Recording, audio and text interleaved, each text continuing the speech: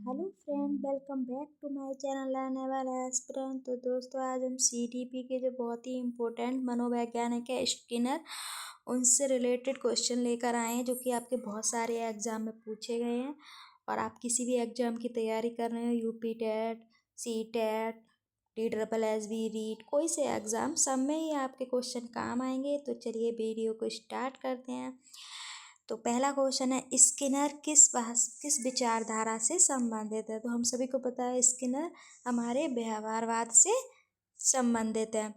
दूसरा क्वेश्चन है, स्किनर का सिद्धांत जो है वो किसके ऊपर है, उसे क्या बोलते हैं। कि जो स्किनर का सिद्धांत है उसे क्रिया प्रसूत अनुबंधन सिद्धांत बोलते हैं। तीसरा क्वेश्चन है, ऑपरेटिव कंडीशनिंग में व्यवहार नियंत्रित होता है, किससे नियंत्रित होता है, परिणाम से। ठीक है।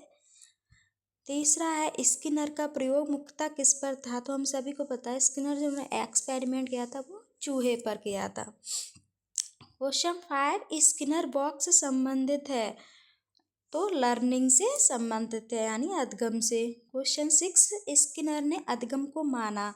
तो इन्होंने व्यवहार के ऊपर बात की थी, तो व्यवहारिक माना। ऑपरेंट शब्द का अर्थ क्या है। ऑपरेंट शब्द का अर्थ है प्रतिक्रिया करने वाला।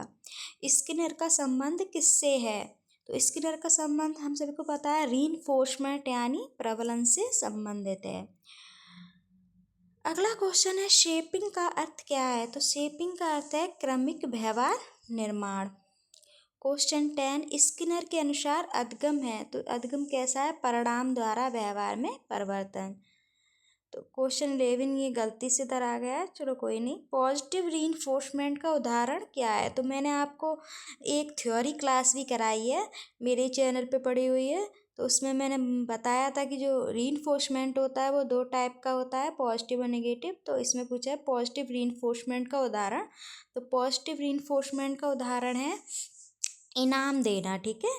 जब पॉजिटिव का मतलब होता है किसी चीज़ को ऐड कर देना। तो हम बच्चे के व्यवहार में परिवर्तन चाहते हैं तो हम किसी चीज़ को जोड़ेंगे। मैंने इस थ्योरी में सारा डिटेल में बताया है। ठीक है।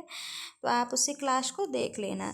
नेगेटिव रीइंफोर्समेंट में क्या होता है। तो ये नेगेटिव रीइंफोर्समेंट में जो अप्रिय उद्दीपन होता है वो हटा दिया जाता है। जैसे बच्चे को कोई व्यवहार में परिवर्तन लाना है तो उससे उससे उसकी प्रिय चीज़ को छीन लेना है ना।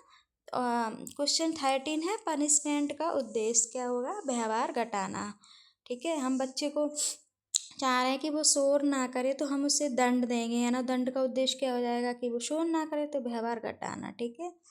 14 है, गृहकार करने पर बच्चे को चॉकलेट देना, किसका उदाहरण है। अगर हमने गृहकार नहीं किया, बच्चे को चॉकलेट दे दी, तो मैंने अभी बताया जहाँ पर ऐड करने की बात आ जाएगी तो वहाँ हमारा पॉजिटिव रीइंफोर्समेंट यानी सकारात्मक प्रबलन हो जाएगा। 15 है, कक्षा में शोर करने पर बच्चे को बाहर भेजना। अब शोर किया है और बच्चे को बाहर भेजना, तो ये हमने पनिशमेंट दे दी उसे। ठीक है। तो ये हो जाएगा हमारा दंड। अगला क्वेश्चन है, गृहकार ना करने पर खेल का समय बंद करना है। तो देखो हमने अभी बताया था मोबाइल छीनना है खेल का समय, तो हटा रहे हैं कोई चीज़ को, है ना, मतलब कम कर रहे हैं उसका, इससे व्यवहार में परिवर्तन आया, तो वहाँ पर नकारात्मक प्रबलन की बात हुई है, यानी निगेटिव रीइंफोर्समेंट। अगला है, तेज आवाज़ हटाने पर विद्यार्थी सही उत्तर देता है। तो जहाँ पर भी हटाने की बात होगी वहाँ नकारात्मक प्रबलन हो जाएगा। कॉन्टीन्यूअस रीइंफोर्समेंट का अर्थ है, तो क्या हो रहा है, मतलब कोई रीइंफोर्समेंट लगातार दिया जा रहा है। तो ऐसे हमने उसकी बच्चे की हर हर प्रतिक्रिया पर हमने उसे क्या किया, पुरस्कार दे दिया। तो ये हमारा कॉन्टीन्यूअस रीइंफोर्समेंट का अर्थ है। एक्सटिंक्शन का क्या होता है। तो एक्सटिंक्शन का हम नॉर्मल लैंग्वेज में समझते हैं विलुप्त होना, तो यहाँ पे वैसा कुछ नहीं है, लेकिन इसका अर्थ ही होता है हटा देना, कम कर देना, तो व्यवहार समाप्त होना इसका सही आंसर होगा। रीइंफोर्समेंट शेड्यूल संबंधित है, तो ये पुरस्कार की आवृत्ति से संबंधित है। गैम्बलिंग आधारित है, तो गैम्बलिंग हमारा जो है वो परिवर्तनशील अनुपात यानी वेरिएबल रेशियो से संबंधित है। इसका भी मैंने आपको बताया हुआ है थ्योरी क्लास में, तो आप उसे देख लेना जाके और चैनल को सब्सक्राइब कर देना, तो आगे की क्लास मिलती रहेंगी। प्रोग्राम लर्निंग आधारित है, क्रिया प्रसूत अनुबंधन सिद्धांत पर आधारित है। टीचिंग मशीन का विकास किसने किया, स्किनर ने। स्किनर का जो दृष्टिकोण है वो कैसा है, सभी को होता है व्यवहारात्मक दृष्टिकोण है उनका। क्वेश्चन 5 है ड्रिल मेथड आधारित है, तो ड्रिल मेथड प्रबलन पर आधारित है। 26 है इमीडिएट रीइंफोर्समेंट होता है, मतलब जो अचानक जो हम उसे प्रबलन दे रहे हैं वो हमारा अधिक प्रभावी हो जाएगा, क्योंकि बच्चे को पता नहीं है पहले से, और हम अचानक से उसे जब करेंगे तो वो हमारा अधिक प्रभावी हो जाएगा।